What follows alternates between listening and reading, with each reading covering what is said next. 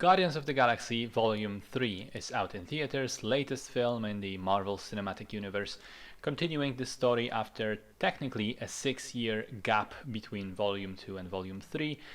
In reality, of course, the characters have appeared in many other Marvel properties since then. Avengers Infinity War, Avengers Endgame, Thor Love and Thunder, and the Disney Plus Guardians Holiday Special around last Christmas.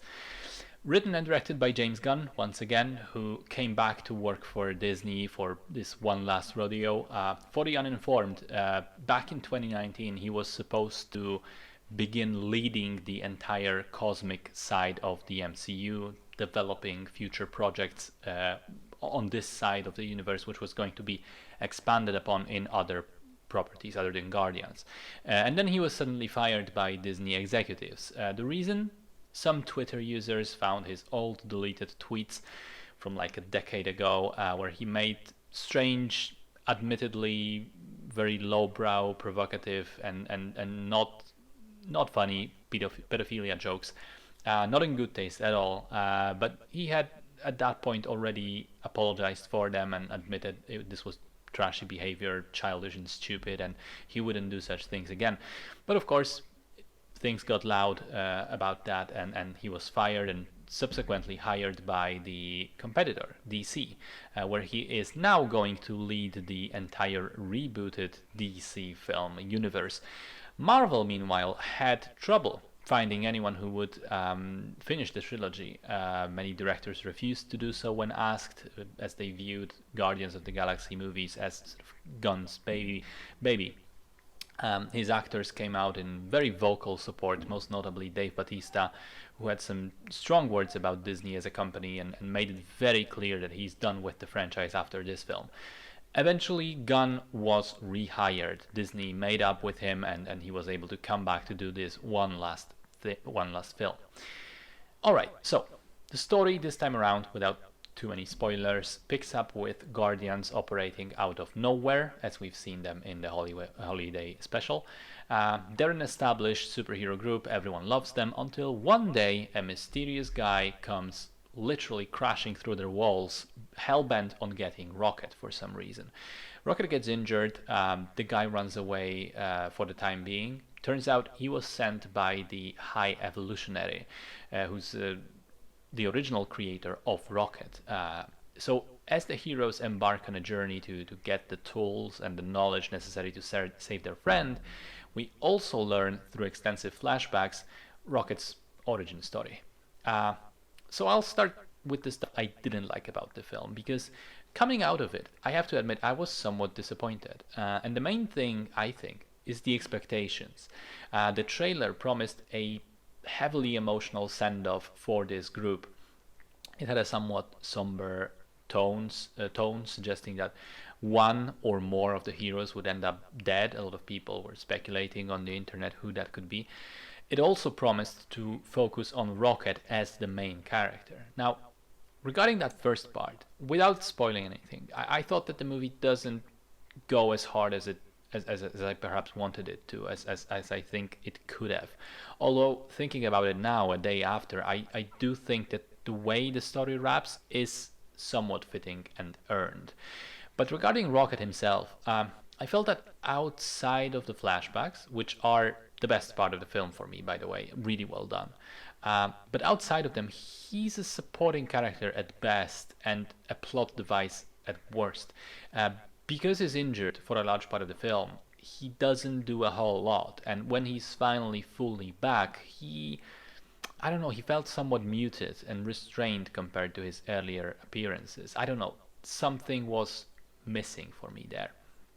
I also think that the film is definitely way too long. It's 2.5 hours long, and part of it being so lengthy is the slightly awkward inclusion of Adam Warlock, who was teased at the end of Volume 2, who feels like he sort of exists in a vacuum in this film. Outside of the first time he shows up, he's sort of to the side of the main plot of the film. He feels like he's there because they wanted to include him but didn't really have a good idea of how to integrate him with the rest of the plot.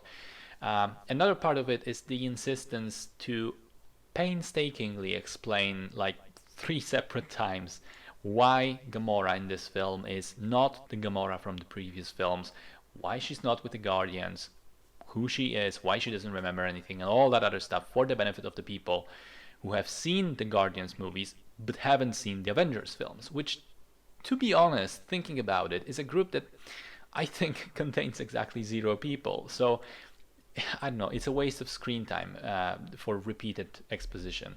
And also, even though the flashbacks are good, as I said, they do break up the pacing somewhat. So it's a long film that feels like it's long. But having said all of that, there's also a lot of stuff to like. Again, Rocket's flashbacks, brilliant. Chukwudi Iwuji as the High Evolutionary is great. He's unhinged and insane and over the top, really cool villain. Some of the jokes are very, very funny. I like the music choices and the way that a lot of the songs are allowed to play out for a longer time. I also liked how every character has a very clearly defined arc in the film and arrives at a very natural conclusion to that arc, which feels very seamless and very, very well planned, so to speak. And that includes Drax, with whom I think James Gunn addressed a lot of the fandom's criticisms about dumbing the character down. The banter between the characters and in general the relationships between them are very fun. So are the action sequences for the most part. I particularly like the extended single take fight sequence in the corridor towards the end. Uh, Also, one thing about the action that I actually didn't like, and this has to do with some of the characters like Gamora, Drax, Adam Warlock, to a lesser extent also High Evolutionary and some of the others. Sometimes in fight scenes, these characters begin to feel like they're made of rubber. They get thrown through walls, smashed into the ground, shot with guns, and they keep standing back up. And seemingly nothing happens to them because they're so strong. And this is a dangerous thing, because when you do that, you lose the frame of reference of which hits are strong and which are not, and when someone should get hurt and when not. And so, by extension, you don't get so involved emotionally. Like when I saw Captain America in one of his films get thrown a couple stories down onto the ground, I felt that fall because he's just a slightly stronger human.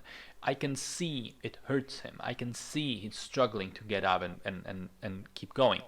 Whereas the Draxes and the Warlocks of this film, you don't get that. Someone bashes them through 5 walls and they don't react. It's like nothing happened to them. So why should I care? Why should I be worried that something might happen to them if I don't know when something should happen to them? And I had the exact same criticisms towards Black Adam and Shazam 2 recently, and I hope Marvel manages to not make this a rule and keep the characters largely grounded and, for lack of a better word, mortal. So yeah, here I was mentioning all the good stuff and then I go on a negative rant. In any case, I'd sum up the film like this. It's uneven, and it is too long, and it is slightly messy, but it is good. It's a well-made conclusion to the trilogy and a very nice send-off to this team of characters, and I did get emotional towards the end. But, at the same time, I remember the first Guardians for absolutely nailing the pacing and the sense of wacky adventure. And then I remember Volume 2 for gripping me very strongly, emotionally speaking, on an emotional level, especially with its final act. And I feel that Volume 3, while good, is not quite up there with its 2 predecessors.